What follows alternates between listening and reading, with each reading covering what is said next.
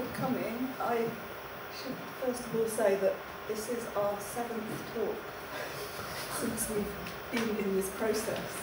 And so, 6, anyway, yeah. And so we have said a lot out loud, and so because we want to be coherent, we're not going to go back over what we've done. We are going to talk about specific subjects that we've come across. But if that means you don't really understand what we have done, just stop and ask us to make that clear. And some people in the room have heard this quite a few times, but so if we're going to repeat again. David's been here every time. So we were put together, we should say that, we didn't know each other before this process.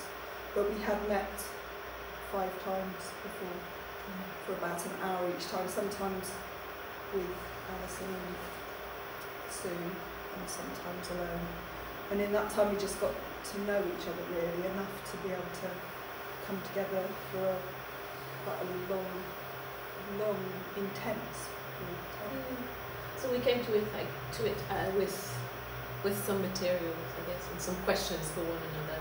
And one of the things we did quite early on was to put some words up on the wall that felt related to what we do, and that we wanted to discuss, because it felt important to not take for granted what we might, language basically, what we might mean, but really try and see if by my material we mean the same thing or not, by sketching we mean the same thing or not, with the experience of that one people for one and the other. And really I'm coming to this as somebody who trained in metal and making with material, but who uses quite a range of materials now, including writing and putting other projects together, working with other people. I do work alone in my studio, but I'm not in my studio 5 days a week working alone. I go out and do other things and move around quite a lot. So that was something that we've talked about, because we're quite similar in that sense, which it might seem like we would be very dissimilar, but actually we're quite similar. I also have times of real solitude in the studio on my own, and also work in a variety of contexts with others, and really enjoy the conversations and the space between an intention and perception and how it's being transformed in somebody else's hands. And it seemed like when we first came into the project that we might be looking for similarity or difference with someone along the line, maybe trying to find. Yeah, I think I don't know if we were trying to find things, but I remember being struck by some of the things we shared, and curiosity, or things like presence and absence and traces left behind was something that we shared and interesting. Well, and they seemed like very sort of specific points that we're both interested in our own work, whatever we do. But then what we've engaged in as well is finding out about a making process from 2 different perspectives, and 2 different backgrounds and positions of how we've trained or come into things and move through things. But today I think that really we have a lot in common. It made us wonder what's in a name.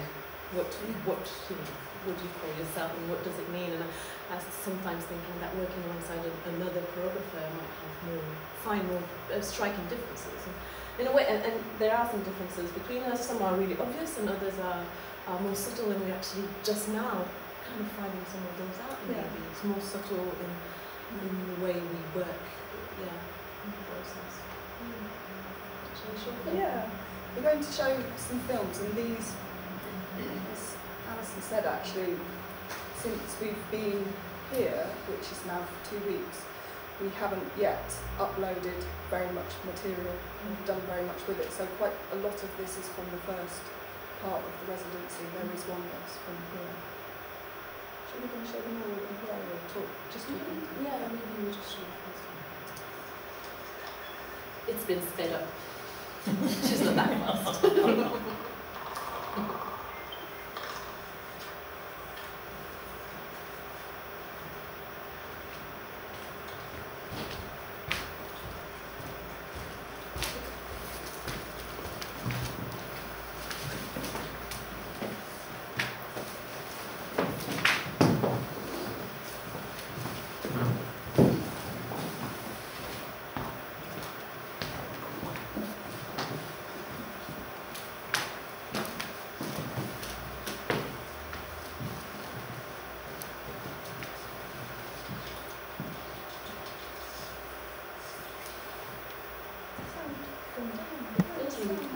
Sounds just good.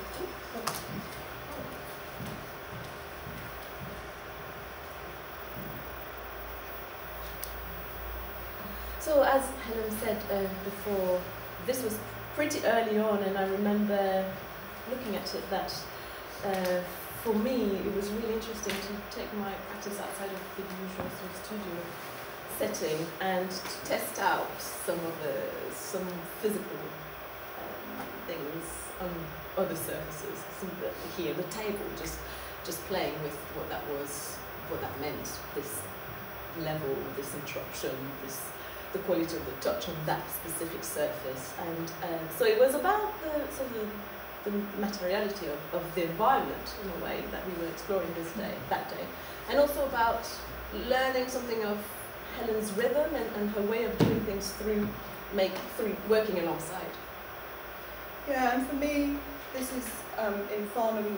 We were in a fairly small base room at Farnham that we made our own, but we started to venture out and find other spaces, and because it was holiday, we ended up venturing into the textile studio. And there was a very big printing table, which is quite familiar to me, not the printing table, but the height and scale of the table was quite familiar to me. So for me, it was quite useful to be in that space. And I was going out and collecting traces of the environment that we were in. It was almost like an abandoned ship. There were lots of traces of people who'd just been in activity and left, and lots of equipment and tools that are obviously of an activity too. So we were surrounded by these things, and I was looking at that. And you were? I was saying, just investigating what the entirety of this table was, and in dialogue with you and what you were doing, or letting what you were doing and printing a bit what I was doing. And that was the first time that I looked back after at a film from this whole thing, and I am not normally filmed working, and I didn't know that I was being filmed at that point, and I think it's interesting to see the view from where it is, because what I immediately saw were our hands working together. There were points where we're working in time with each other, and I had no idea that was happening. Yeah. Yes. And so the oh, sorry. Sorry, you did ask. Yes. How much have you consciously gone back to look at those films and used them as a kind of tool in what you're doing? You said there's lots more than you've done on the blog. Are you kind of seeing those and have them on the computer and looking at them and then feeding into that for the next thing? Yeah, we haven't gone through everything. There's far too much, but we have looked back at a few. And what are the key things that are kind of coming back to you from reflecting on being able to see yourself being together?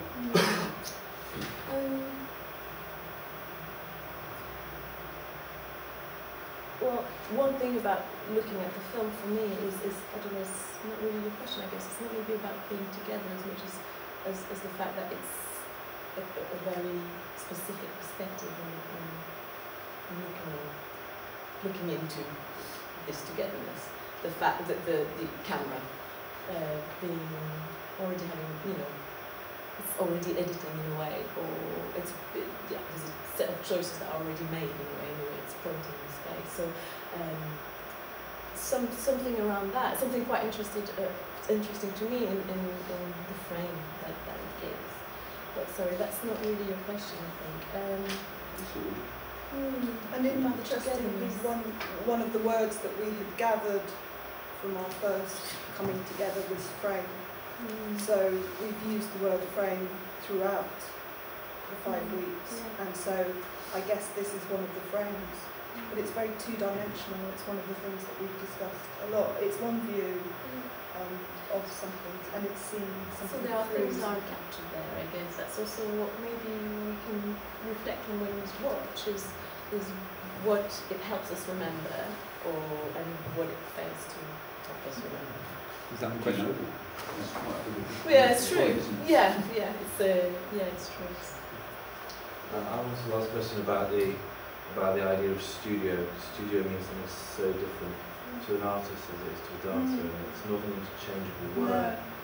And you, in a way, what it seems you've done, I don't know whether that space is somehow more akin to your kind of studio. It isn't, is it? No, because it was a university, so it was in fact for me it was quite a difficult space because I used to work in a university and I don't anymore out of choice.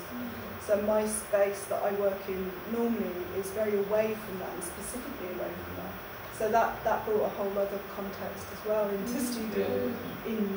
So environment, we've talked a huge amount about environment and what that does and how it impacts on what we're doing. Because the room we had in Farnham was a small carpeted IT room. It was our base.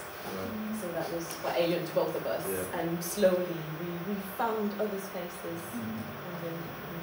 But it seems that there was some kind of, just looking at the film, there seems to be some kind of a joining of both your ideas, conceptions of space, and somehow with these surfaces of making, which I'm assuming connect more to your background, and whereas the camera brings it in a sense of perspective and being watched, which I guess isn't how you normally work, which is probably more.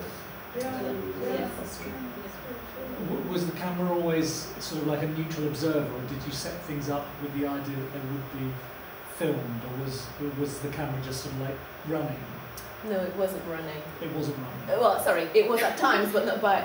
So you didn't choose when it was on. It was you chose when it was on. Okay. Yeah. So it's not like it was on at the beginning of the day and then, because that would be slightly different. It would be, but I just wondered if there were some things that were set up. You thought, it was a mixture of, because on certain days we did time lapse and we did the camera was on during the studio, and then on other days I sort of honed in on things that were quite interesting to me personally in terms of the making. And then there were other times when I think both of you said, "Oh, can you record? Can you? Because I'd like to look at this again." So there was sort of a mixture of uses, wasn't there? This is very early. This film. What film? The dance one that we watched. The little table one. The one that we just watched is very early, and it was just after we discussed sketches, and I'd spoken about sketchbook and sketching, I think, and you'd spoken about making a physical sketch or something, remembering through physical. But in that, talking about that, you talked about normally filming it. Often filming it and watching it an hour later or straight away, or watching it at the end of the day and deleting, but just as a way of, I guess a different way of reading some information about it, as well as the sensation from reading, looking at it. If you're working on yourself, as I am sometimes, then that can help in the process. Yeah, but there was one thing about the camera. It seems to me though that the importance of the studio or the given workspace for both of you is a place to meet, but the activity outside of the studio feels like it's equally important to you both when you talk about things like traces or the remnants or the gathering of of material both in and out of the space feels like it has a kind of equal weight there, which I think is getting more and more familiar to us as dancers. The notion that somehow you leave yourself at the door, but the kind of transitional period of exterior and interior in terms of the studio and the life kind of seeps more into the workplace. So I got the feeling that for you both is, I don't know, if you feels like you're really on the same page in that respect. Yes, I think we are to an extent. Anyway, I think Helen does a lot of walking in her work and spends a lot more time outside than I do. So actually, but I haven't been doing that so much here, which has been really strange and made me feel quite strange. So yeah, that's something. Do you know why? Because I've been looking in a lot, and I think actually I'm right at the stage where I need to go out. So it's become very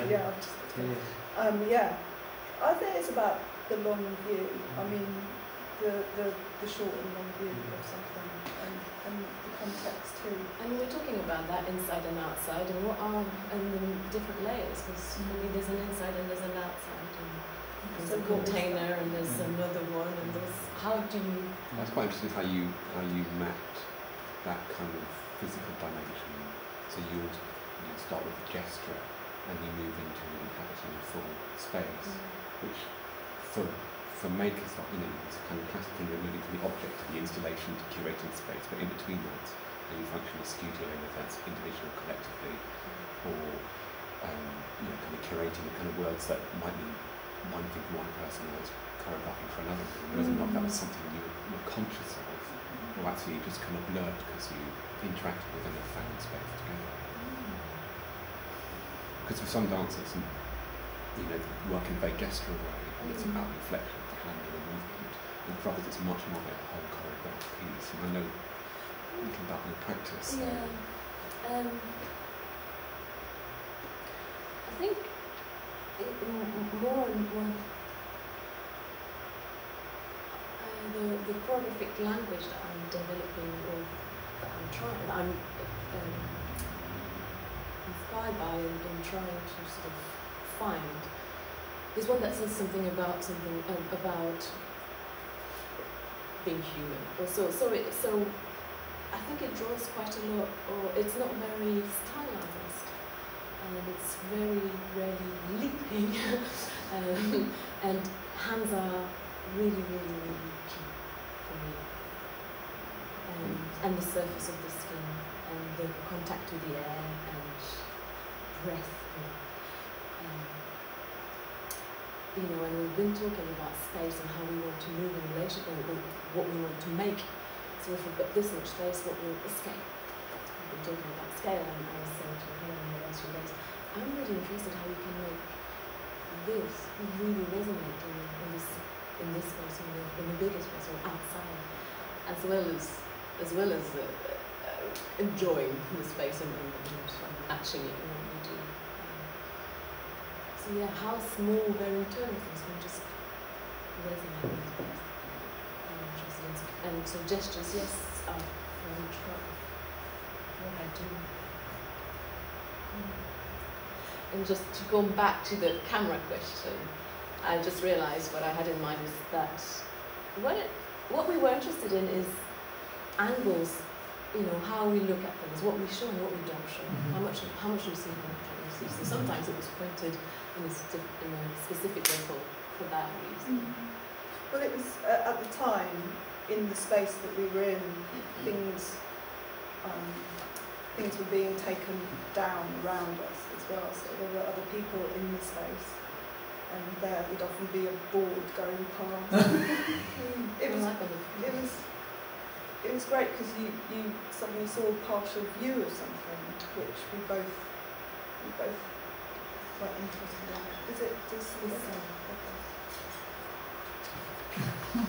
So that board that we just saw going in another shot, just somehow edited.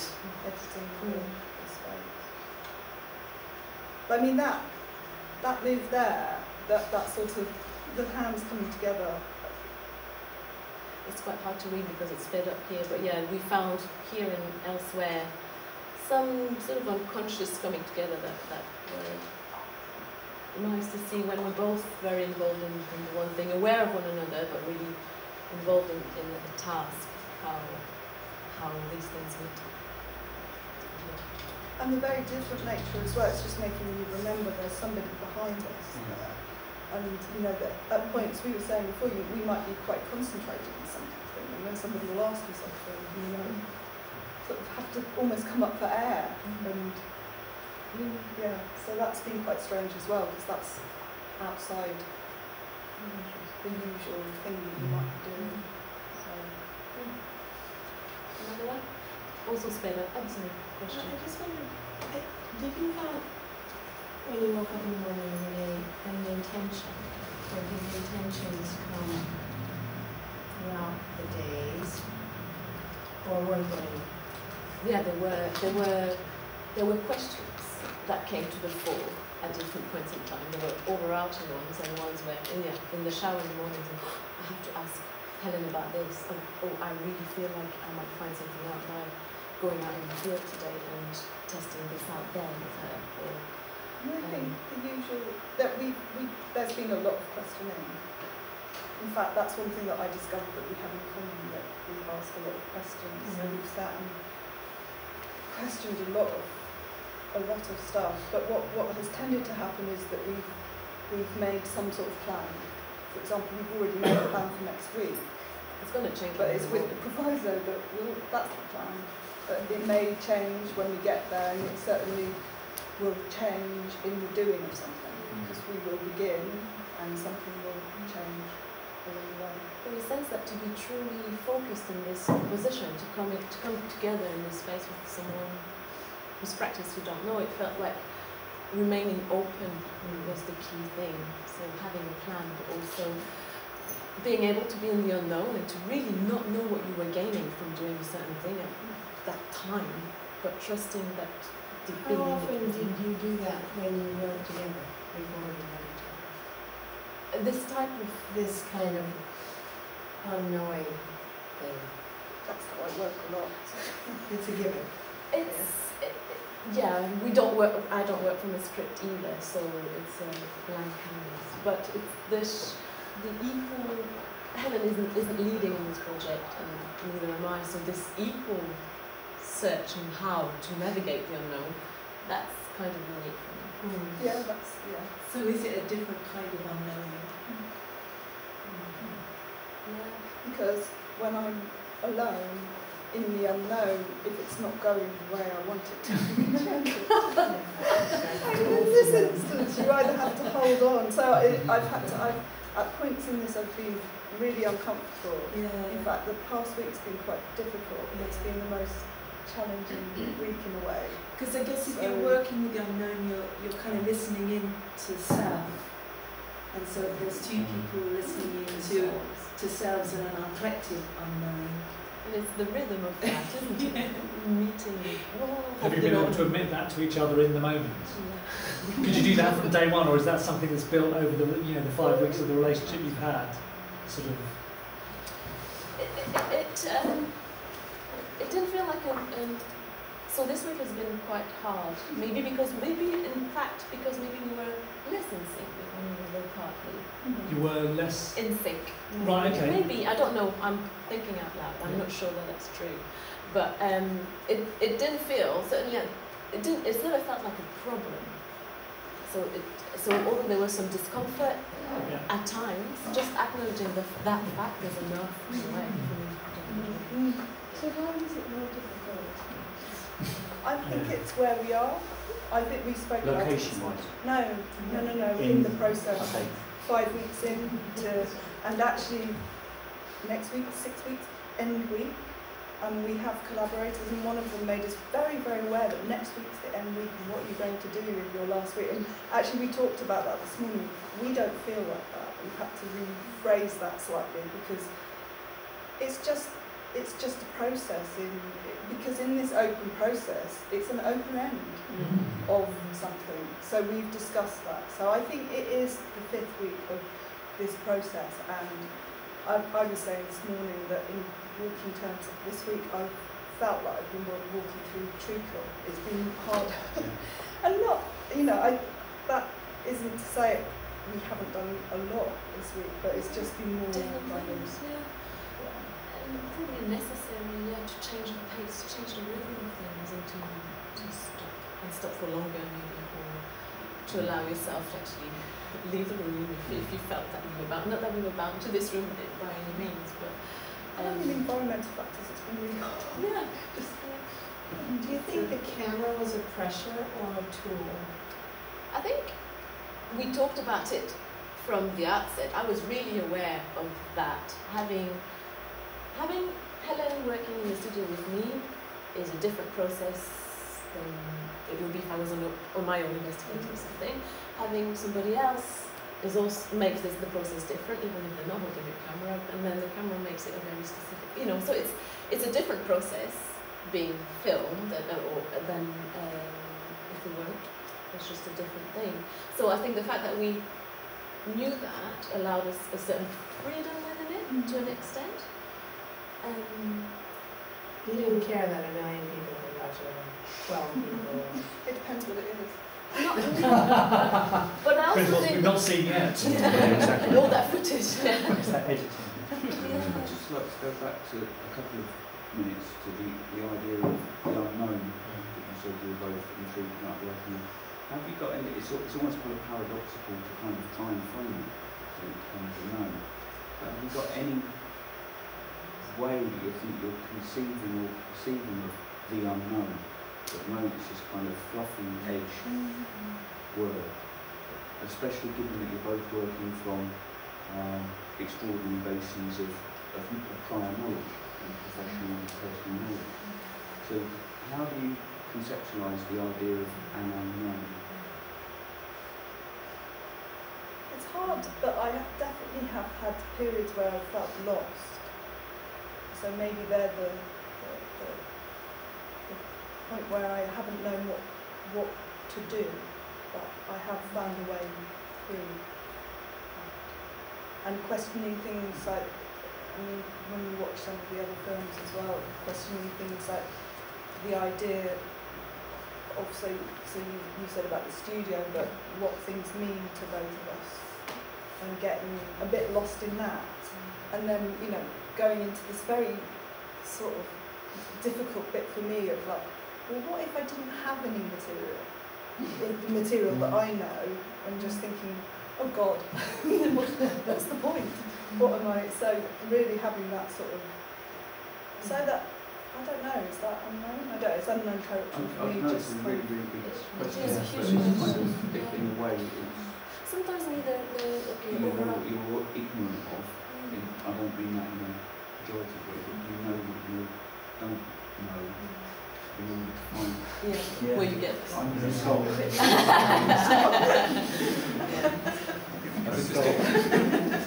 remember once, I don't know, we did a lot of, we'll talk more about paper in a moment, but we did a lot of work with paper, and I remember at one point Helen suggesting that we pull it as tight as we could, and then we just, and I remember having almost thinking, I have no idea why I'm doing this.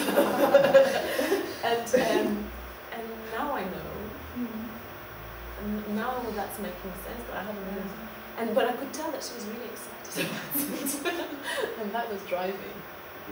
There was something you said about the doing, in the doing, and I'm wondering if, in counterpoint to whatever the unknown is, the doing is the unknown, because in the doing you find out.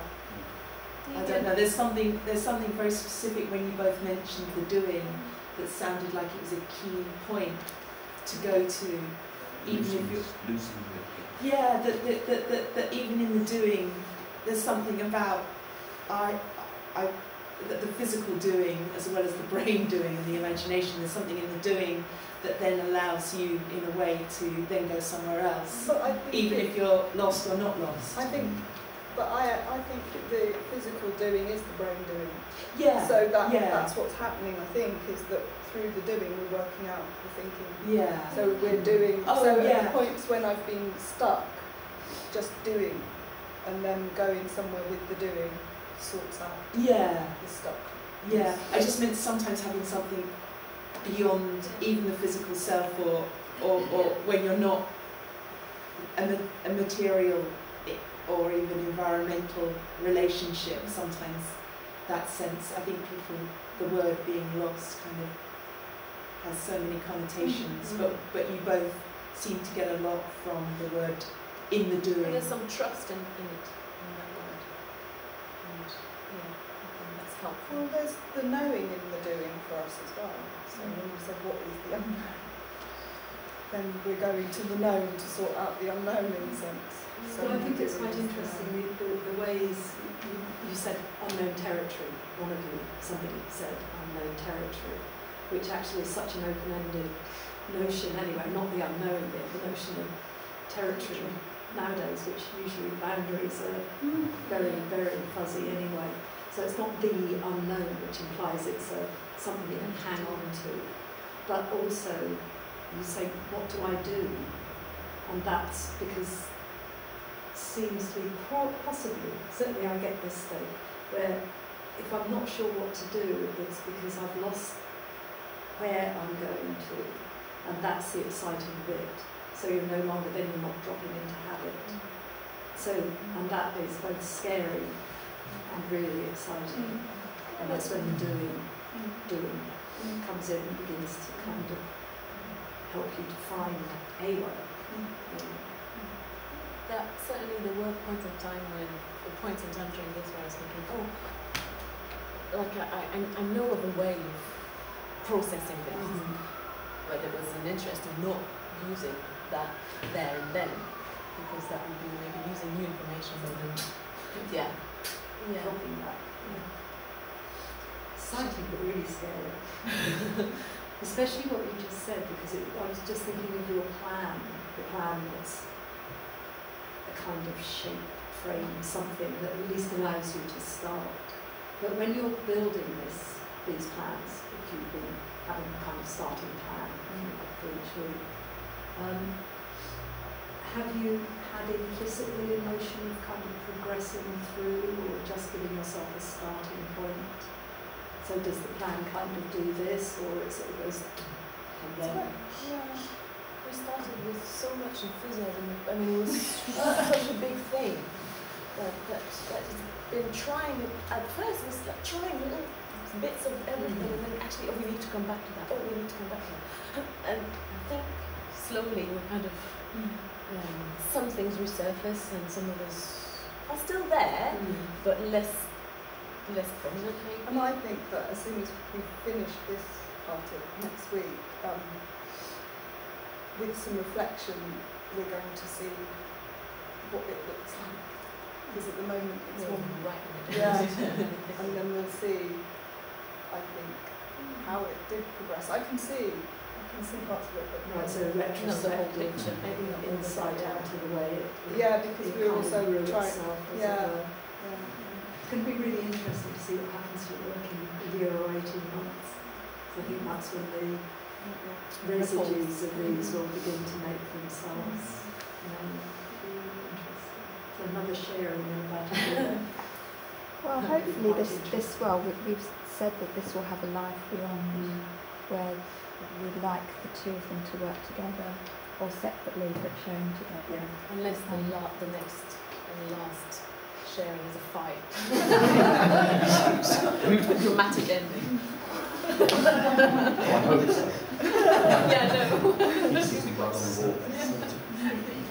I think we should show Let's show some. Yeah, just shall we? We'll show them all. We'll show them all and then we can talk about it. Yeah. The next one is also spread.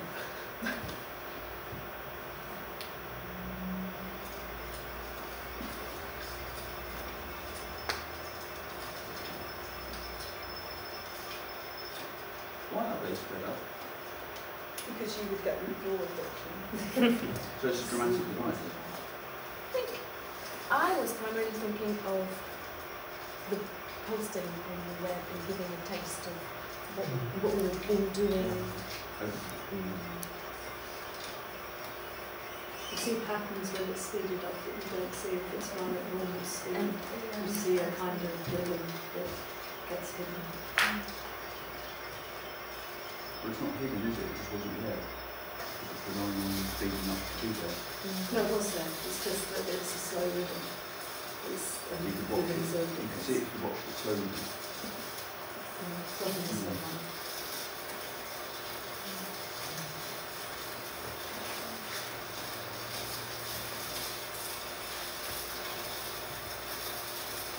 So this is in the office of CSI Farm.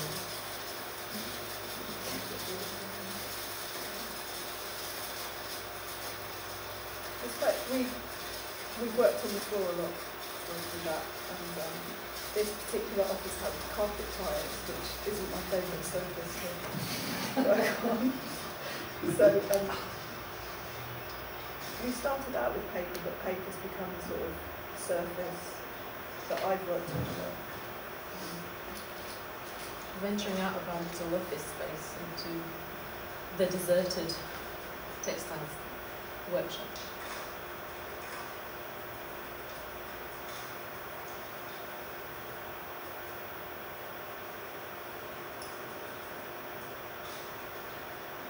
When you are working side by side, you can see each other.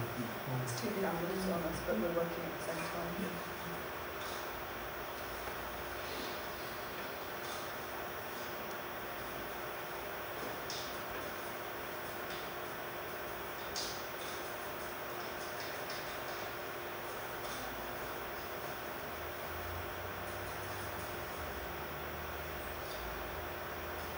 Were you starting from the same starting point in terms of it was just starting from the same starting point in that we'd had maybe 3 days together, so some of the conversations would have influenced our choices, I'm sure, but we decided we'll go into this space and we'll work side by side. And as simple as that, no other discussions, just No. open into the room and then just do what you want to do. Yeah, after having talked a lot, we thought, yeah, let's see what happens, what the remnants of those conversations are without discussing together, or without sharing. have you articulated that since this and reflected on that? Yeah, usually we talk, in general we've talked about what it is that we did and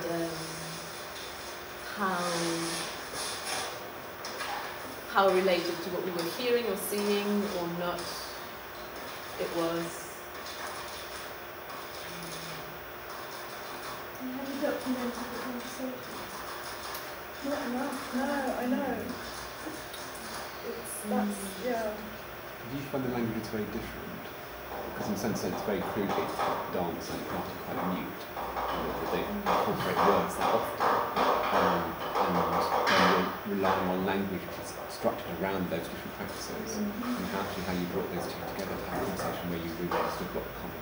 Yeah, we spent a lot of time in our little room discussing words, and we've done it right the way through.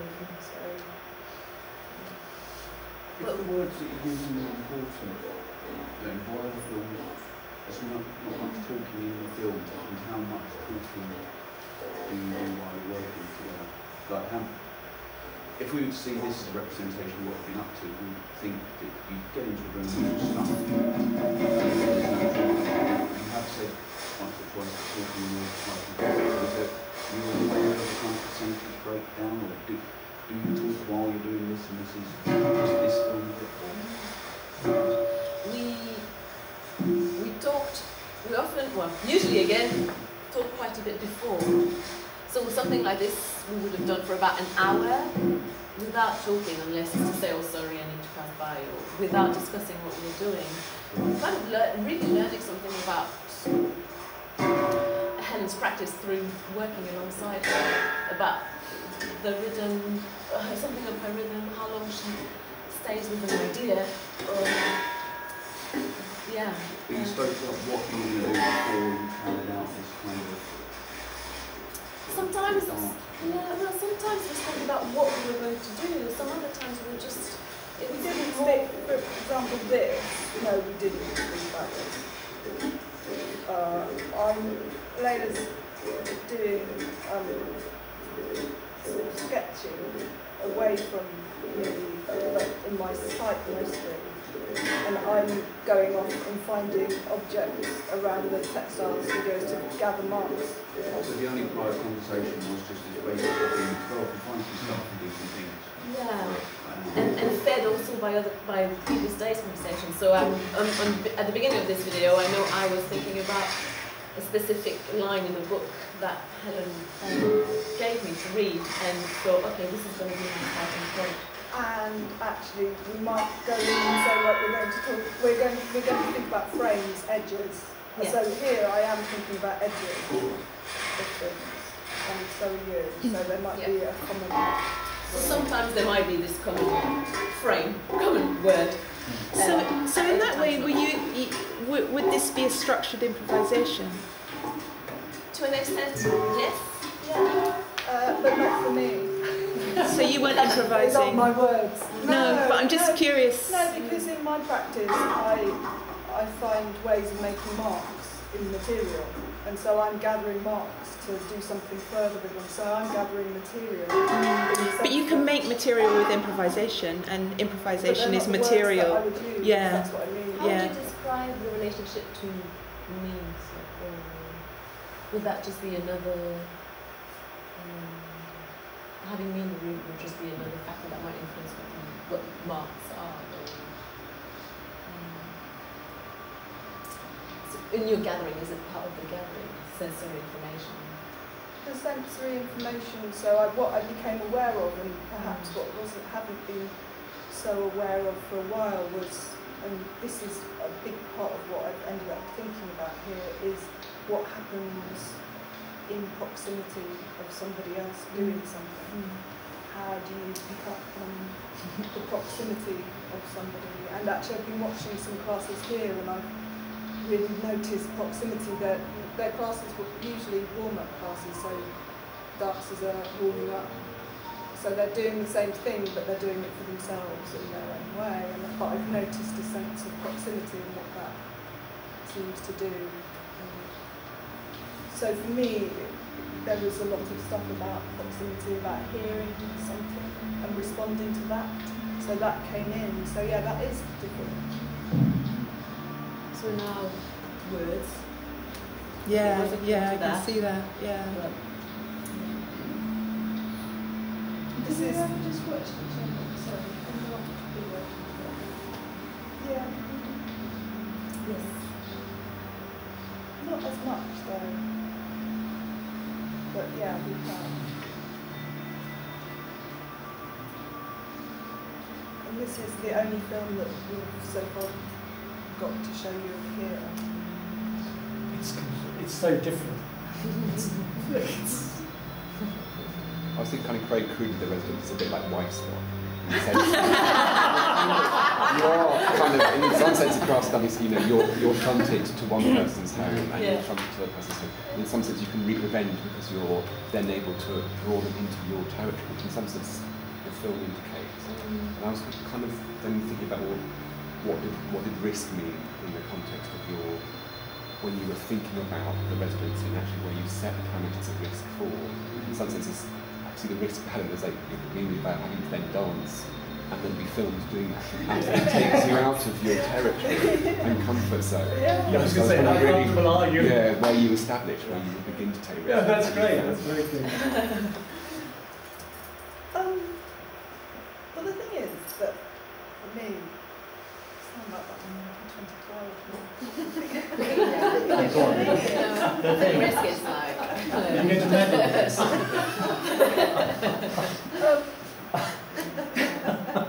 It's the thing, guys. That clock is sensational. I think that what I realised was that perhaps we have a similar sensibility, and perhaps that's why we were put together, because we both listen a lot. And I felt that one thing that we did early on was share ways of doing. So the second film you saw where it was sped up and we were doing that thing, I often in my work do very quick sketches to get into something.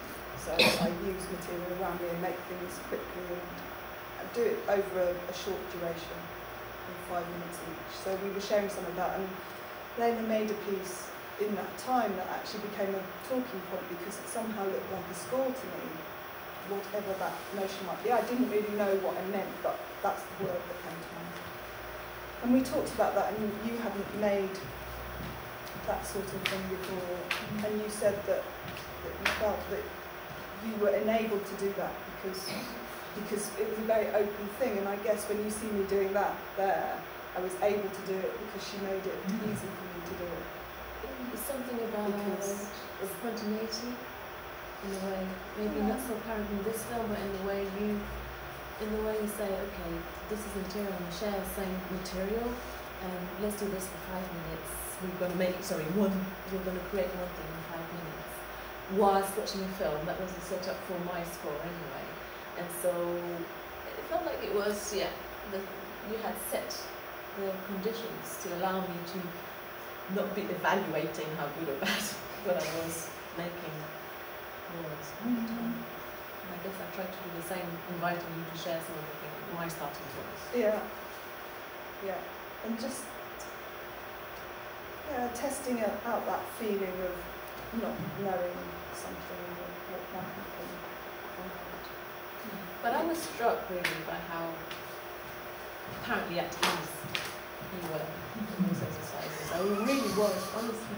Apparently because I don't know if you were going through turmoil inside, but it didn't appear to. It's because I think that although, standing next to a very eloquent dancer who moves around in space in a beautiful way, obviously there's a big difference, but actually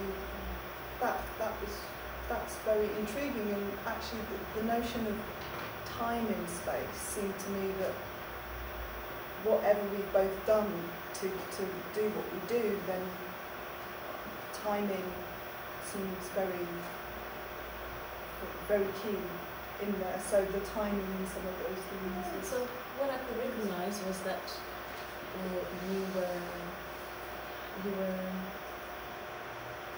happy in stillness, which is often a sign if I'm nervous, I won't stop talking, and I'll do it faster. And often if I teach, if I do something with people who aren't fluent in moving around, then I can see that there's an urgency in doing the right thing and doing it as quickly as possible in a way which wasn't present at all. So that was really striking. It's quite striking in the sense of the visual thing as well. Like when we were in Farnham, we had a lot of stuff around us, and we had to fill our green room and stuff to make it green habitable as well. But here we want, there is stuff around. It almost comes with the territory, but we decided we wanted to keep it clearer because in some ways there's filling the space in that sense too. So that quieter space. I was just also quite interested in how, as we were moving through this process, we were gathering marks of the work that Helen was leading or suggesting we did, and the movement stuff was traceless. So I don't know, it looks like we've done no movement at all. And that was true for a while, and then not anymore because we work with paper, for example, and all of a sudden we were leaving traces. I guess to Alexa in some of those films as well. So how did you come away with it? Are you still in the process of acknowledging how important the environment is kind of key to everything in this process? Because it seems like you had two different very locations and the outcomes or the processes have been quite different from the outside anyway. It seems like the environment you spoke of then. Yeah, I think we recognise that it's key. Mm-hmm. What movement do I make when it's 30 degrees outside? Here on the farm. What if it's carpet? What shoes am I? Am I wearing shoes? Am I barefoot? What if the wall is brick? Why when it's close? Is it different if it's close to your home or if you're away from home? It'd be really interesting in the future to find out what environments would be not harmonious, but would be conducive to working again. Yeah. And then also the interest in when we saw the room in farm, and we were thinking, that'll be interesting because I would never choose to work. Because from what will I make? And is that in itself quite an interesting fiction? That you'll probably find a different room, I guess. Another difference with the rooms is obviously farms full of the kind of stuff of textile, studio textile practices and use room when you come in here is ostensibly sort of empty and transported stuff in here. This is also on the first floor, whereas you mentioned a couple of times of being able to sort of laugh at, appreciate or just enjoy sort of peculiar things moving past the frames of the window and the buildings with the planets or something like that. So there's a kind of more of a connection with something else of others going on outside through that, whereas here I definitely felt more connected to ground level there. In Farnham we had recycling bins outside our room and we enjoyed watching them to and fro. But here we've got a fantastic dog walker who transports dogs in a pram outside here.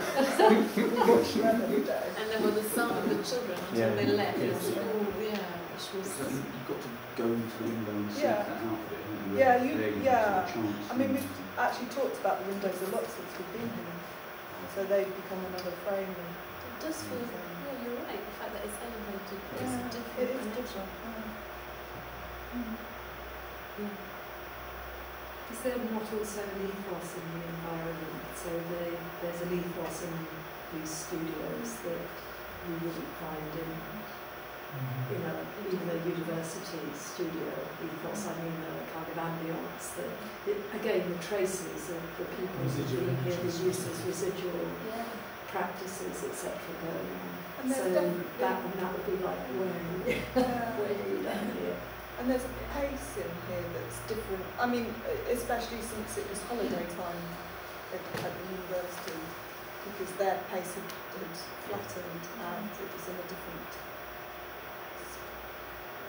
time. But here there's a sort of coming and going that happens during the day. I think in a sense we've tuned in with that rhythm of the day here. Yeah, people arriving at 9:30, beginning at 10, which is what we're doing, kind of stopping around the same time, and so there is a bit of a pace of something going on. But can you divorce that from time? Because there you didn't know each other as well as exactly. No, we talked about that, it's really quite hard to dissociate certain factors, so speaking of our energy, the energy we're feeling this week and this slower pace and the need to sort of recollect and say, hang on a minute, and how much that's to do with the fact that it's the 5th week in this process and how much of it because of environment and a bit of both. I wonder if sort of like the difficulty of this week from you've gone through the stuff you can do sort of just to do. And so now you're up to hearing now, and it's more difficult to move when you're that deep in something. And so that's why the frustration, because you've gone over all the stuff that you can just do like this, and you're actually your nitty gritty time now. Yeah, I just kept thinking as well, what does this mean? I've got to that phase of now what's happening outside and what's this got to do with anything out there, and I'm sort of going through that. One of my questions was, do you feel that you've been in a period of luxury? Do you have that sense? In a way, yes. Yeah. It's like otherworldly. It's like being in a different... It's a gift, isn't it? Yeah. Yeah, but luxury makes it, I mean, from my perception, I agree with you, but it also sounds like if luxury is incredibly hard work, I don't know if it's been incredibly hard, but I feel It's been that you're working really hard. Yeah. And I think, can luxury sit beside working incredibly hard? Maybe it can. I suppose I'm using the word luxury in terms of time and sort of how time is spent. That's open-endedness. Yeah, you know, luxurious. Yeah. Yeah, you know, you're not racing against anything. There is nothing to be. You know, it's. I'm not to make anything. No, it's sort of it's very But I think that's still. But I still say that's luxury and hard work don't go together. Well, they can sit beside each other, but I still think it's great to acknowledge the kind of confrontation within self. I don't know confrontation, but the kind of confronting of, you know, when you talk about, it sounds like you're almost dissolving your thoughts about what everything means, which I think is a really hard place to get to, but a really wonderful place to get to. It's important. Yeah, that's important. So kind of sometimes luxury sounds like yeah, it doesn't feel like it's bubble baths. That's what I mean. Yeah. Different definitions of luxury. We have that conversation about unpacking luxury. Words again. Luxury is something being given the space to concentrate on that. Privilege. Oh, that's and interesting. luxury is something you actually, usually buy it actually. And if you're given space to time to work, surely that's part of work. I mean, it's work you're doing. The fact that you're not actually producing a product is interesting, because if the last week comes and you suddenly think, oh my God, it's the last week, and you don't have to produce something, there's a tension about the last week. And the fact that you don't have somebody out there saying, you missed the deadline, whatever, is an interesting kind of responsibility to work. Yeah. And how do you leave it? that's your point, that you actually confront yourself about that responsibility, and that's really important. Yeah. It's grown up. I think I relate to the luxury comment in that sense that we're so the funding system here for myself, but we are, I mean, is product. Of course it is. And That's so why in this that is so sense, important. Yeah. But it's also But it's interesting privilege. because if the outside-in people who don't get this value haven't brought a way into understanding the value of it for work, for the better product, how will this project convey that is a challenge and an important one. But I think as practicing artists, you'll go out into the world and continue your practice, and you'll come into contact with the diverse range of people. And that's right. When the product moment comes, but even not then this product, whatever it is. Yeah, but even their work. engagement in their continuing practices, whether it's making or teaching or whatever, the reverberations will be felt through them. And going out as well. If this is your 7th talk, then surely 70 people might take a tiny bit of something out. Yeah. Can I ask you for the university, that university studio artist argument, which worked better for you to? Because you said earlier that you didn't feel comfortable going back into Well, a it's university. difficult because I made the choice, because of all the problems we were talking about, to leave my job as an academic and to work in a different way, and so to go back was challenging for me. But actually, in retrospect, to see it from an outside view now, 3 years later, I was looking in, and it reminded me that I don't want to be there. But also reminded me that there were good things, and that we actually, what was very strong was that we could work anywhere. I actually came out there thinking, gosh, we could go and work in a black office in the middle of we could do it. We could do that, and that was really good. And actually, we met people that helped us, but we had to be quite circuitous in that. We had to kind of wreck out what and wait for the right moment to go in. Maybe because the territory might be alien. There was a lot of territorial stuff. Yeah, that's university.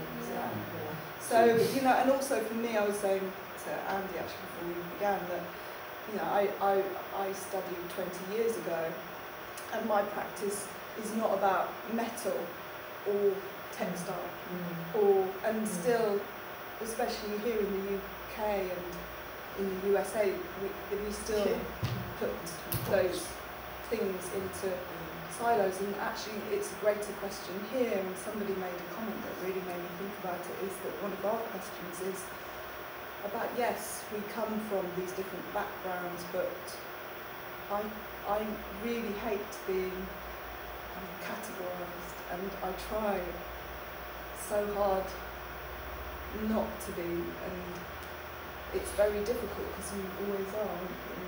But actually what's been quite refreshing is that we didn't start from that point. We started from a point of talking about connections and how we connected over ideas. And that's because you were given a neutral space, and the idea of a neutral space in a academic setting is quite alien. But do you consider yourself an artist? Yeah. So that's a given. But you're talking about the sort of smaller categories from each other's sort of kind of super category, if you like. You represent that kind of super, the crafts and dance. I'm sure there's as many kind of micro sort of infighting and sort of international struggles within the dance world.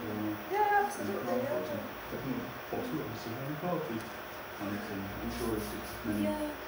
So we were discussing, you know, as we sort of, that's why the word specificity came as we were talking the last few days, just about noting what is specific about this experience, because, away from the general sort of flags that we're holding, you know, what this exchange is, and just noting that that's because my practice is around that and Helen's is in that area. We have, however, been doing some ribbon dancing. Oh, we have,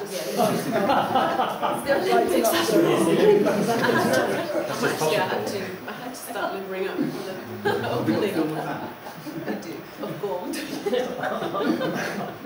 Yeah, we've got a photographer who's been working with us, and we do have a film of him ribbon dancing.